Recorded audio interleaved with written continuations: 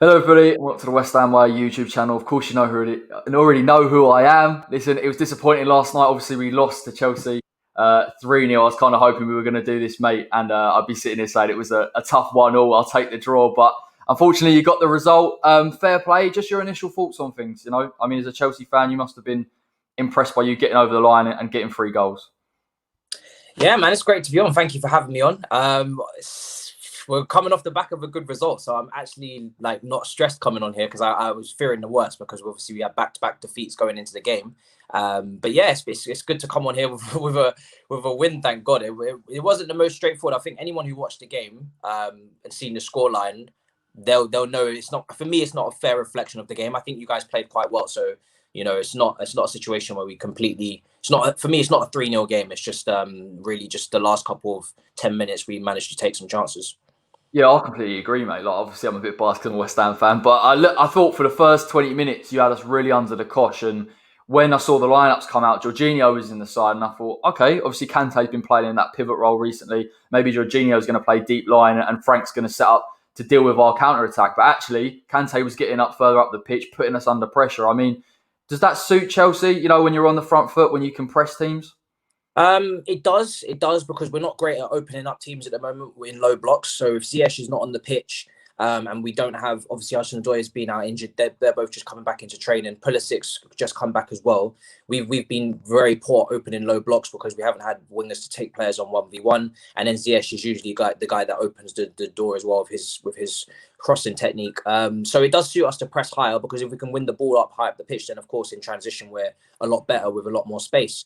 But I still think when Kante moved back into the DM role, which I've had question marks over previously on him, we looked a lot better when Kovacic came on. I thought Jorginho was okay. I didn't think he had the greatest of games. He definitely gave the ball away as well in certain dangerous areas. So I think we looked better as a team when Kante moved back and Kova came on. And we just, even though I don't mind having Kante press right now, we just don't have the DM to allow him to do that natural DM. I thought it was an intelligent move by Lampard. Obviously, I spoke to you before and said I'm not saying I didn't rate Frank Lampard, but I thought it was quite easy to understand. Like you said, the teams with low blocks, he tends to struggle with. He's tried to tweak it a little bit over the course of the season, and playing Kante in that 8 role, I think, put us under a bit more pressure. I think West Ham possibly didn't expect that. Obviously, in previous games, we've seen Havertz play there, Kovacic come on second half, so I never would have thought Kante. But fair play. Let's touch on it, mate, particularly with the fullbacks. I know CHEWHU went off injured. But certainly, we conceded a lot of width early doors, and I felt like had that kept going, CHEWHU could have really hurt us. Yeah, and really, Chilwell, unfortunately had to come off injured, but really, luckily, Reece James wasn't playing as well. If he was going to give us that much width with Reece James on the pitch, it would have been a different situation because his crossing ability is probably, bar none, the best in the team, him and Ziyech probably. So Azpilicueta was, he was good defensively for me. He was quite solid, but he doesn't bring you the same width and the same speed going forward. And obviously, he's not as good as a crosser. And Emerson coming on as well. Emerson was okay, but again, with that much width, I would have hoped to have had the starting fullback. So I think you guys got away with it in that respect, having that much, space in the wide areas and us not having our first choice fullbacks on the pitch. But I understand why you did it because, Chelsea didn't have Jarrod on the pitch, and Tammy's heading ability hasn't been great. When we've been crossing into him, his anticipation of the crosses and the heading ability it's not really been on time. He's been aware of the situation, but he's not really timing his headers great. He's not timing his flicks. They're not easy, when they're whipped in with pace at the near post, but you got to deal with it. And we didn't have a real aerial presence, I would say, in this match. So I understand why you gave us the width and said, listen, you throw the crosses in and we'll deal with them kind of situation. Yeah, no, listen, I don't mind playing the low block. West Ham have played a low block, but we played it with wing backs, and I felt like that normally would suit us. And I actually think against Chelsea, how we had wing backs, we could have exposed that space in behind a little bit more than we did. Yeah, Chelsea are an interesting side, and I think, we touched on it a little bit before, Timo Werner's position. I think towards maybe the end of that second half, interesting to see Moyes try and push Creswell and Soufal up a bit higher to try and get West Ham further up the pitch, because the problem is when you play a team like Chelsea, you can play in a low block for so long, but eventually you will start to get chances in behind. But I felt, Timo Werner, for most part of the game, was out of it. And then all of a sudden, you can see the little bit of space in behind, and he jumps on it. He's just got that ability to hurt teams. Yeah. Literally, he's a player that, regardless of what form he's in, you don't want to give them space because that's where he excels. He did it at Leipzig. I still feel like we're struggling to find out how we're going to use him. He's been playing off the left. I think right now, if he has to play, I'd play him off the right until Yeah. Ziyech and are back fully fit, because he's been able to get a few assists from the right channel, whether it be against Newcastle or be against might have been Palace, I'm not sure, but it was setting up Pulisic for a tap in at the bridge. So for me, he hasn't really been doing much production wise from the left wing. He's missed a few big chances. He had a great opportunity. Pulisic's pass maybe a little bit under hit, not in his stride, but for me, he should still be finishing it. Obviously, he hit the bar late on as well from the right channel. So I would have swapped him and Pulisic a bit earlier. And I think if Pulisic was off the left, who I think had some bright moments, I think Pulisic, I think we might be more comfortable a little bit earlier if Pulisic was playing in his strongest position. So I'm not really sure on why Frank's doing that. But yeah, Werner on a whole is not in the best of form right now. Maybe until he moves loan forward, maybe that will help. But for me right now, I probably would put him on the bench and give him a breather anyway against Arsenal. It's hard, isn't it? I think Frank looks at him. Obviously, he's brought him in for 50 mil from Leipzig. We know what he offers in a number 9 role, and he's trying to get him into the side. I actually thought his position in first 20 was a bit better. Creating the width, and we obviously conceded that, and he was getting on the ball a lot more. He had that chance against us, and it's basically a free shot on goal, and he's hit it right at Fabianski. And this is the thing about Werner. I think it's easy to look at him and say he's not scoring the goals and he's not taking the chances, and he's clearly not being clinical enough. But his overall play isn't bad either. So there is that issue for me where, if you're a Chelsea fan, do you keep him in because if you come up against a team with a high press, he can still hurt you, or do you just take him out and say you've got enough options? I wouldn't even agree, to be honest, because I think his overall play I haven't been impressed with. I know he's not, his first touch for me, not in this game, but in previous games, has been quite poor. He's not a great dribbler 1v1, so he is very much reminding me of Fernando Torres, where if you're going one-on-one against someone, you're just going to kick it past him and run, use your pace. Hasn't really got dribbling to do it. And he is in the team to finish. He's not really in the team for his general play because he's not a creator. He's not someone who's going to link up play. That would be what you would have Hudson-Odoi's in, Ziyech is in for, them more creative players and better 1v1. So Werner really is in the team just to score goals and be the finishing product. And he hasn't been putting the ball in the back of the net. So that's really what you have to judge Werner off, because that is what he is. He's a goal scorer. He's like a Jamie Vardy or a Aubameyang. He's not really there for any other use apart from scoring the goal. So for me, he's got a lot of improving to do. And I personally, with everyone fit, on merit, he doesn't deserve to play. And I don't think it's even a bad thing to take him out of the team because, he's not in form. It's not changing.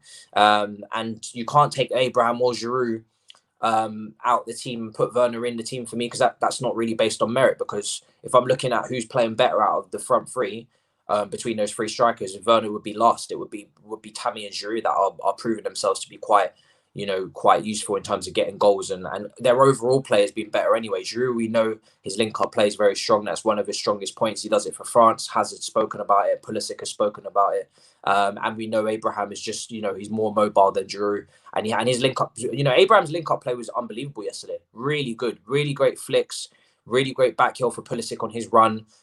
Winning his aerial duels as well to make flick-ons. Obviously got the 2 goals, but even before the 2 goals, he was playing better. So Werner on merit doesn't deserve to get in this team. I know he's cost 50 million or 42 million or whatever it is. Yeah. And Frank Lampard needs to prove that he spent the money wisely. But for me, I'm not worried about Werner because mentally he's got his head screwed on. He doesn't remind me of a Morata from a mentality standpoint. He keeps getting himself into the right positions regardless of the chances he's missing. So I'm not worried about his confidence. And I just think him and Kai Havertz in general will just improve as the season goes on when they get acclimatized to the Premier League anyway. So I'm not really worried, but on a pure merit standpoint, he doesn't deserve to play for me against Arsenal. Really, that's interesting, man. I suppose I look at it differently because I'm not watching him week in, week out. But I think with someone like Timo Werner, if he gets a run of goals and he's consistent, I think it's a confidence thing, to be fair, as well. I know we're talking about open play, possibly not doing enough. But I think obviously if he gets a couple of goals, it's a different story. You touched on it as well, Tammy Abraham. The decision to bring him in over Olivier Giroud was one I thought Frank's going to try and stretch us a bit here because we know we're going to sit in a low block. And to be fair to Tammy, actually, I thought generally his play was quite good. I thought obviously for the 2 goals that he scored, the perfect player that you would need, someone that can run in behind, and he took the chances, unfortunately, for us. Yeah, people get onto Tammy's back in the Chelsea fan base quite a lot, probably undeservedly so, because when he plays, we do look a lot better, even though Giroud has been playing well. At the moment, Tammy's been getting the best out of maybe the players around him, which is no fault to Giroud, because Giroud really, that's kind of his job, is to get the best out of the players around him, but they haven't been able to really link up with him as well. Tammy's so mobile, runs into the channel, stretches the team, doesn't just take up one position, so it kind of allows anybody who else wishes to be central, whether it's Pulisic and Werner running from wide inwards, they have the space to do so.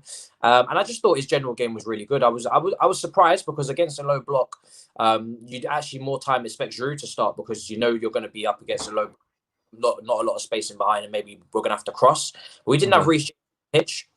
We didn't have Reece James on the pitch, so crossing was a little bit less on our minds, and maybe just playing, maybe a more fluid game. So I was really happy with Tammy, and he's I think he's our top goal scorer now in the league. I think I have to check that, but he's definitely, his return for goals and assists in the minutes that he's played is really good. So, he gets a lot of stick from our fan base, but he's more than well within his rights to be in this squad, because he's delivering. He's our top goal scorer last season, and he's improving. He's improving every year. So his link-up play was what I was most impressed with, because that's been one of my big issues, is that he needs to just link-up play a lot better. But he's improved that this year. So, he's looking really good. And he deserved the 2 goals, to be honest. Yeah, definitely. Obviously that came on the back of it opening up, West Ham trying to chase that equaliser. I don't know about your thoughts on it, but I thought West Ham managed to get back in the game. I've said on my kind of post-match that we didn't stretch Chelsea enough. There wasn't that natural pace and that threat to hurt you on transition, which, again, you need against Chelsea. We saw particularly with Neto the other week for Wolves. That quickness of transition is so crucial. Was there any point in the game that you felt maybe West Ham could get back into it? I know we started to create a little bit more. I know they weren't clear cut, but were you a bit sketchy about things? 100%. Second half, when we was 1-0 up, for really the whole time we was 1-0 up in that second half, I was worried, because West Ham were applying pressure. They were coming forward, winning set pieces, putting the ball in the box. There was quite a few times we was last ditch defending with Zuma and Azpilicueta, trying to scramble back to make decisions. Like I said, Jorginho for me did give the ball away a few times in dangerous situations, which I don't want to see, and it led to turnovers in our half. And that led to, obviously, you guys, attacking us in dangerous areas. So I wasn't confident, especially in the run of form. Like I said before this game, we were coming off the back of 2 defeats. I could see the nerves in the players that they needed a second goal to get over the line. I think if it had stayed 1-0, potentially you guys might have equalised. So, we weren't looking comfortable at 1-0, and you guys were putting us under pressure. So I was definitely not confident, and that's why I say, even though the game was 3-0 in the end, I wouldn't say it was a 3-0 game, because it wasn't comfortable throughout. We didn't play our best football, really, for me, until we got that second goal, and then we started to play some really good stuff, and the confidence came into the team. So it was quite an edgy game up until that point. Yeah. Yeah, no, it was, mate. I mean, we had Mark Noble starting in midfield, and a lot of the West Ham fans were a bit displeased, to say the least. I mean, the athleticism that we lacked in there, obviously going to a 4-5-1 meant we sat a little bit deeper. We had to take risks in that second half and push the fullbacks on. And obviously, you see from both Chelsea goals that we were out of shape. Third goal, possibly our heads have gone a little bit, and that has happened against Man United this season. So it was frustrating. I have to say this as well, because as you beforehand, I probably haven't given Frank Lampard the credit that he deserves. The midfielders of Mason Mount and N'Golo Kante, and the role that they play in that side, defensively and offensively. I mean, he puts a lot of importance on them. And now I can see why they're so crucial to the way that Chelsea play. And defensively as well, they help out. And it made it difficult for us. There wasn't as much space as I thought there was going to be.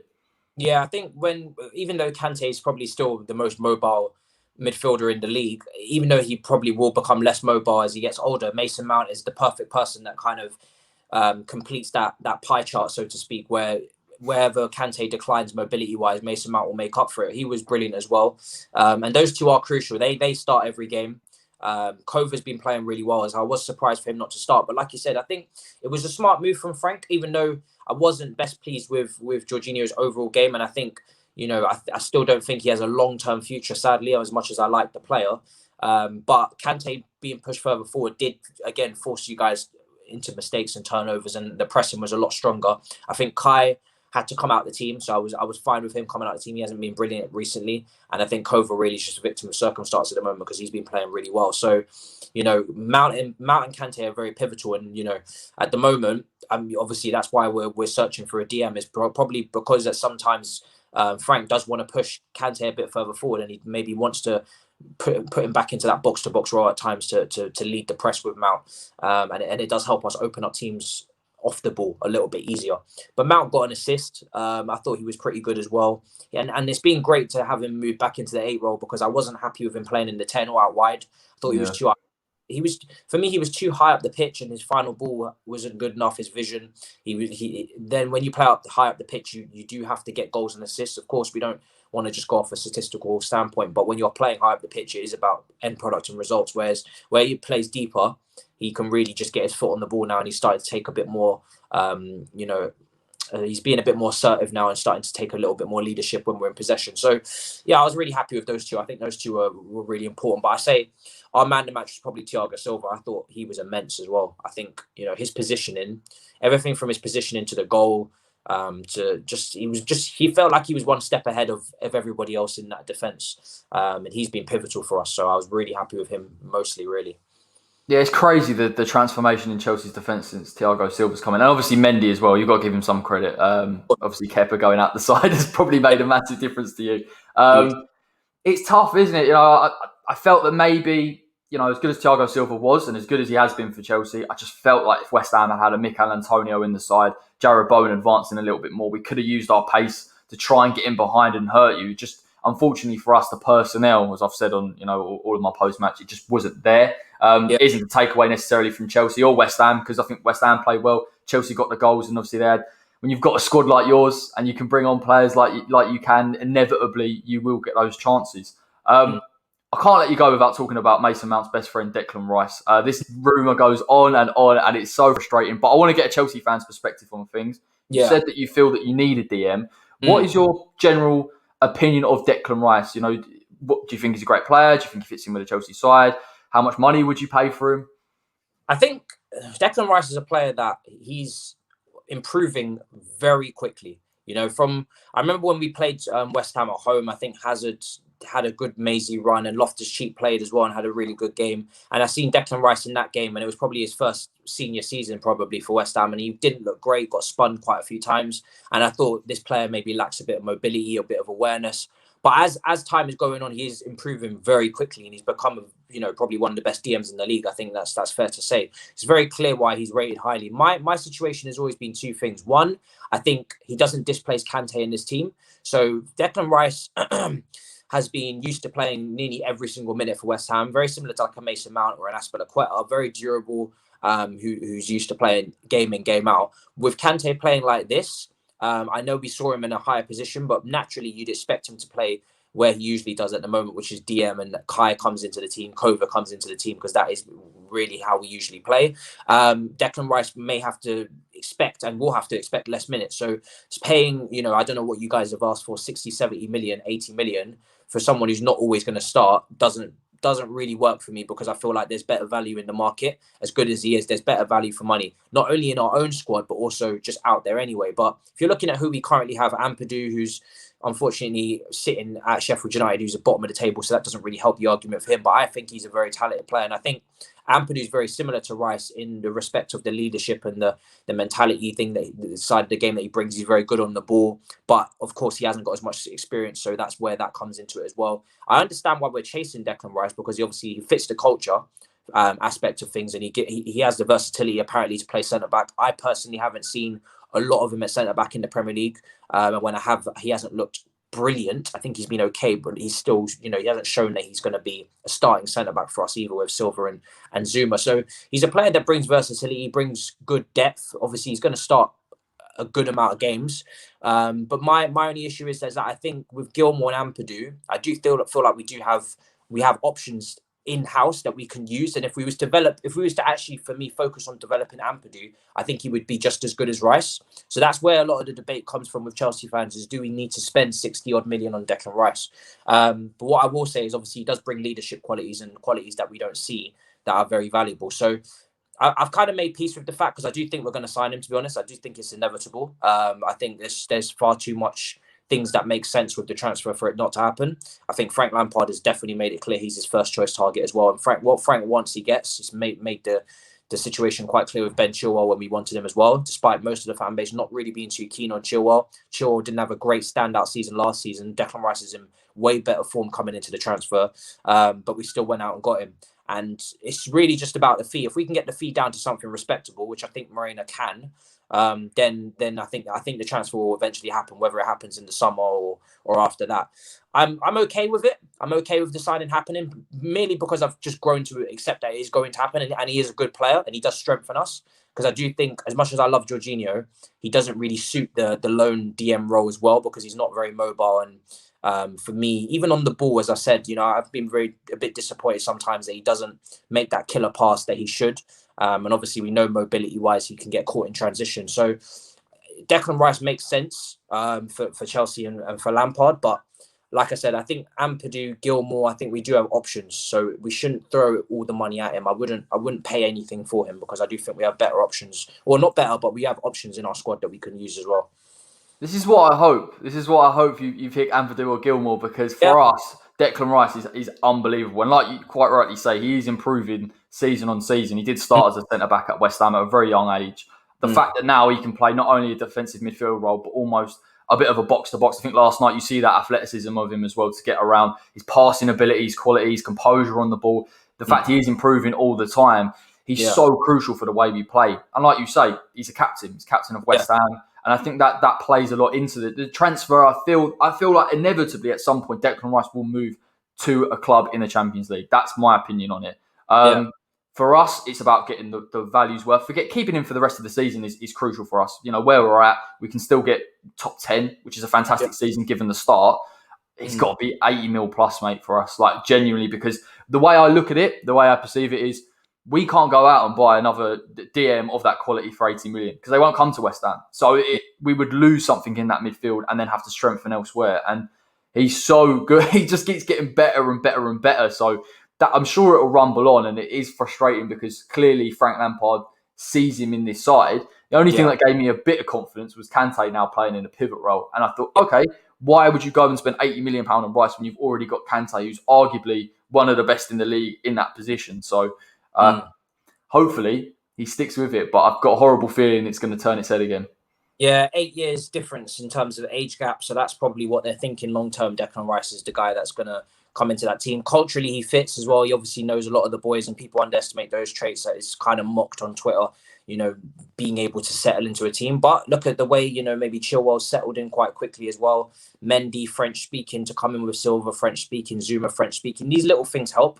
And I think that's one thing where Declan Rice will certainly fit in with the culture and the standards.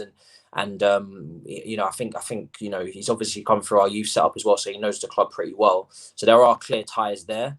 But like I said, I wouldn't pay 80 million for him at all. I think there's value on the market. There's scouting that can be done. Gilmour and Ampadu are two players that I rate very highly that can play that position. So it's not a target. It's not a personal target of mine, because I do rate Ampadu very highly, and I think he can do a very big job for us in the future if we was to actually, really focus on progressing him, maybe even at the club. Because people will look at the loan moves away and say it's not successful. Why would you bring Ampadu back into the team? For me, he's a Welsh international. He's very similar to Rice, that he can play centre back and DM. He's got leadership qualities as well. And you look at Harry Kane, who went to Millwall and all these loan clubs and didn't do great, and then came to Tottenham and he got his chance and he settled. Sometimes it's just where you are.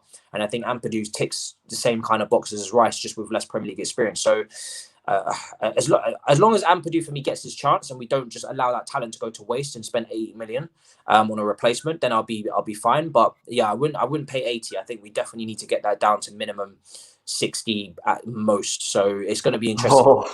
I know. Yeah. I know what it's like. You guys, that's your prized possession. So yeah, I understand exactly. Get the most out of it. You need. If I was, put it like this, if I was West Ham, I wouldn't take 60, and if I was Chelsea, I wouldn't pay more than 60. So that's literally the situation that it is. Yeah, it's a standoff, isn't it, mate? That's what I'm interested to see how this goes on. Obviously, I think a lot of it hinges on the player. In fact, I think West Ham possibly offer him a new contract this January. If he gets paid a bumper contract, he gets made captain of the club. I think we can keep him for that little bit longer. But listen, I hope you keep Ampadu. He comes back and he plays in that DM role, and Declan stays in the West Ham shirt. Thank you so much, mate, for coming on. Check out the channel, Mar Content Creations. You've been on the byline as well. So everyone watching, check that stuff out. Unfortunately, we didn't get the result, but obviously I got a great guest on. So nonetheless, that'll wrap this one up. Take care, everybody. Make sure you like and subscribe to the West Ham Way YouTube channel, and I will see you very shortly.